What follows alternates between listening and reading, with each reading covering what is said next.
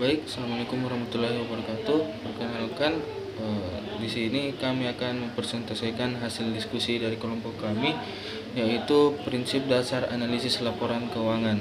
Perkenalkan, nama saya Muhammad Faizal Rahmatullah sebagai pemateri pertama, Tegar Bala Putra Dewa sebagai pemateri kedua, dan Dian Pratama Uca Putra sebagai pemateri ketiga.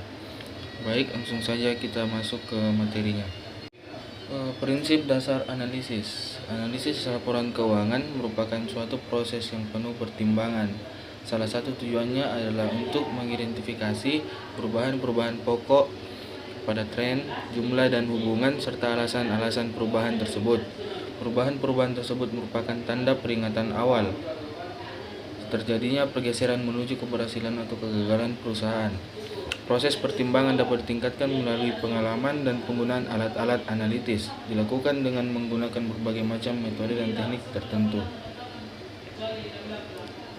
Setiap metode dan teknik analisis didasarkan pada pertimbangan penting tidaknya suatu data yang disajikan untuk mengevaluasi posisi dan kinerja perusahaan. Tidak ada satupun metode dan teknik analisis yang dapat memenuhi semua kebutuhan. Cara terbaik dalam analisis adalah mengkombinasikan berbagai macam metode teknik analisis. Semua metode dan teknik analisis mempunyai fokus, perhatian, dan tujuan yang sama, yaitu untuk menilai kemampuan perusahaan dalam yang pertama yaitu menghasilkan arus dana khususnya kas, yang kedua memenuhi kewajiban jangka pendek, yang ketiga memenuhi kewajiban jangka panjang, yang keempat memberikan imbalan kepada pemberi modal, yang kelima menggunakan aktiva, dan terakhir yaitu menghasilkan keuntungan. Mungkin hanya itu dari saya. Selanjutnya saya akan berikan kepada rekan saya. Assalamualaikum warahmatullahi wabarakatuh. Terima kasih atas kesempatannya. Saya akan melanjutkan materi dari saudara Ical. Analisa keuangan dapat lebih bermakna dan bermanfaat, maka informasi hasil analisa perlu dinilai dan dievaluasi lebih lanjut dengan menggunakan data pembanding yang relevan. Ada perusahaan lain yang sejenis data industri atau perusahaan yang bersangkutan pada periode yang berbeda. Ada beberapa faktor yang harus dipertimbangkan dalam penggunaan data pembanding, yaitu perbedaan prinsip, metode akuntansi yang digunakan, kebijakan keuangan, periode laporan keuangan, skala operasi perusahaan, dan sifat operasi perusahaan. Prosedur analitas terbagi atas 4 atau memiliki 4 tahap. Tahap pertama memahami latar belakang dan keuangan perusahaan. Tahap kedua memahami kondisi yang berpengaruh pada perusahaan. Tahap ketiga yaitu mempelajari dan mereview laporan keuangan. Tahap keempat yaitu menganalisa laporan keuangan. Metode analisis laporan keuangan terbagi atas 2, yaitu horizontal dan vertikal. Ya, sekian dari saya. Mungkin materi selanjutnya tentang metode analisa laporan keuangan akan dijelaskan oleh saudara Uca. Ya baik, bismillahirrahmanirrahim. Assalamualaikum warahmatullahi wabarakatuh. Shalom, Om Swastiastu, Namo Buddhaya, salam kebajikan dan salam sejahtera buat kita semua. Saya Dian Pratama Uca Putra akan melanjutkan muatan materi dari teman-teman sebelumnya, pemateri sebelumnya.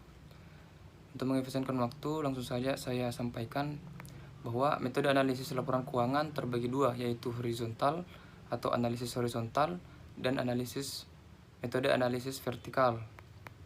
Ya, metode analisis horizontal adalah metode analisis yang dilakukan dengan menganalisis laporan keuangan suatu perusahaan untuk beberapa periode yang sifatnya dinamis. Karena ada 2 alasan, yaitu yang pertama, data keuangan yang dianalisis terdiri atas elemen-elemen laporan keuangan untuk beberapa periode. Kemudian yang kedua, analisis dilakukan dengan cara menelaah hubungan antara elemen-elemen laporan keuangan yang sama untuk periode yang berbeda. Teknik analisis yang termasuk dalam metode horizontal adalah analisis komparatif, analisis tren, analisis sumber dan penggunaan modal kerja, dan analisis arus kas. Analisis komparatif adalah laporan yang dibuat untuk melakukan perbandingan antar elemen dalam laporan keuangan yang sama untuk beberapa periode yang berurutan. Kemudian analisis tren adalah pendekatan dengan menggunakan perbandingan keuangan perusahaan dari waktu ke waktu, misalnya dari tahun ke tahun. Jika tren baik, maka dapat diasumsikan bahwa kinerja perusahaan relatif baik, dan begitu pula sebaliknya. Kemudian yang ketiga, analisis sumber dan penggunaan modal kerja. Menurut S. Munawir, analisis sumber dan penggunaan modal kerja adalah suatu analisis untuk mengetahui sumber-sumber serta penggunaan modal kerja, untuk mengetahui sebab-sebab berubahnya modal kerja dalam periode tertentu. Kemudian yang terakhir, analisis arus kas. Analisis laporan arus kas menyajikan informasi mengenai sumber dan penggunaan kas serta peramalan sumber dan penggunaan kas tersebut di masa yang akan datang. Salah satu analisis kinerja keuangan dengan menggunakan laporan arus kas adalah analisis rasio laporan arus kas.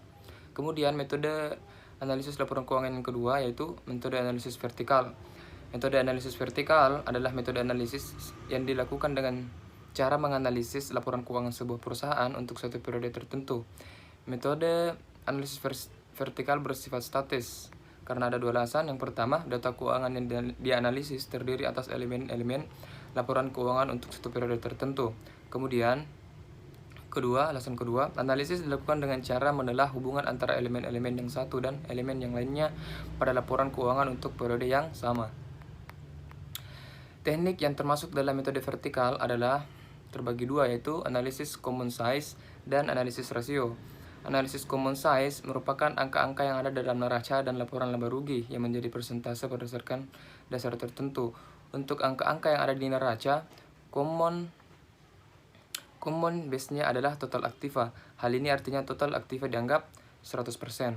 Kemudian, untuk analisis rasio keuangan, financial ratio analysis adalah alat untuk mengukur kinerja perusahaan berdasarkan data perbandingan yang ditulis dalam laporan keuangan seperti laporan neraca, laba rugi, dan arus kas dalam satu periode tertentu.